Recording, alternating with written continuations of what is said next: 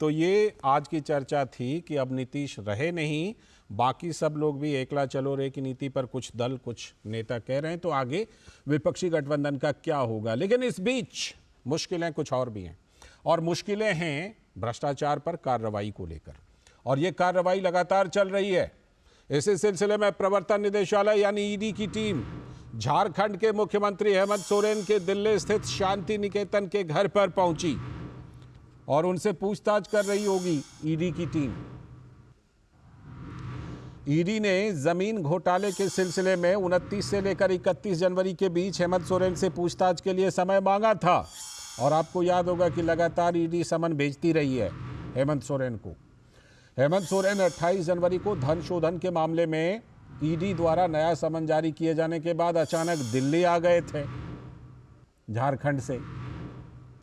तो फिर झारखंड के मुख्यमंत्री हेमंत सोरेन अब तक ईडी के 9 समन को तो नजरअंदाज कर चुके हैं भाई। तो ये तो बात हुई हेमंत सोरेन की। अब जरा जमीन के बदले नौकरी देखिए। उधर आरजेडी अध्यक्ष और पूर्व रेल मंत्री लालू प्रसाद से भी पटना में ईडी की पूछताछ। जमीन के बदले रेलवे में नौकरी के घोटाले को लेकर सवाल जवाब वहां भी हो रही है। जमीन के बदले रेलवे में नौकरी के घोटाले से जुड़े धन शोधन मामले में ईडी ने फिर से उनको समन जारी किया था। लेकिन ईडी दफ्तर में जब लालू यादव पेश हुए तो उसी समय ईडी दफ्तर के बाहर पटना में आरजेडी कार्यकर्ताओं ने हंगामा कर दिया। इन सब के बीच बिहार के नवनियुक्त उप मुख्यमंत्री सम्राट चौधरी का कहना है कि जब लालू यादव रेल मंत्री थे तो जमीन हड़प ली, और जब मुख्यमंत्री बने तो चारा घोटाला कर लिया था। उन्हें तेजस्वी को यह सिखाना चाहिए कि 1.5 साल में करोड़पति कैसे बने।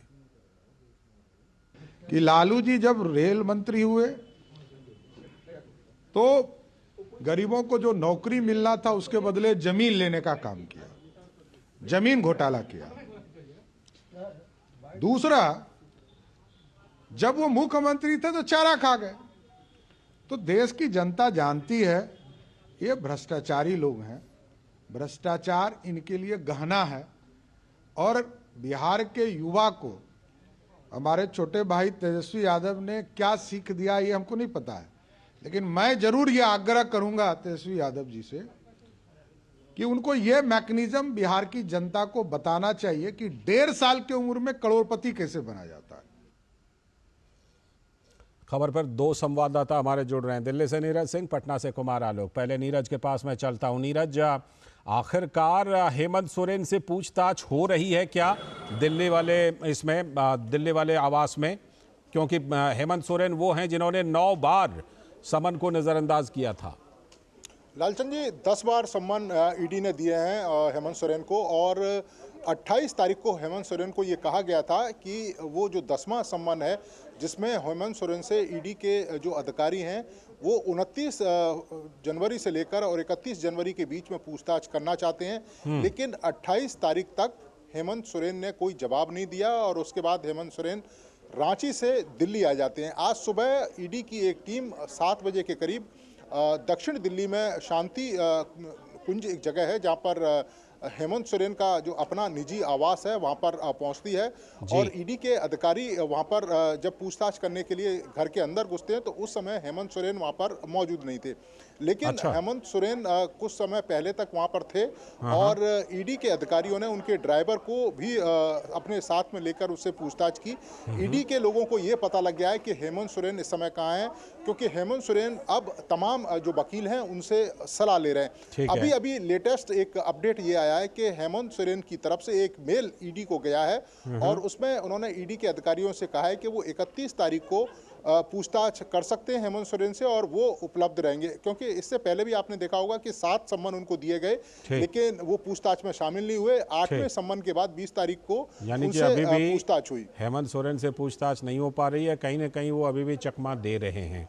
कुमार आलोक, आपके पीछे तो काफी गहमा गहमी दिखाई पड़ रही है। आलोक, पटना में लालू जी से पूछताछ हो रही है, लेकिन आरजेडी कार्यकर्ताओं ने वहां ईडी दफ्तर पर हंगामा कर दिया। आलोक,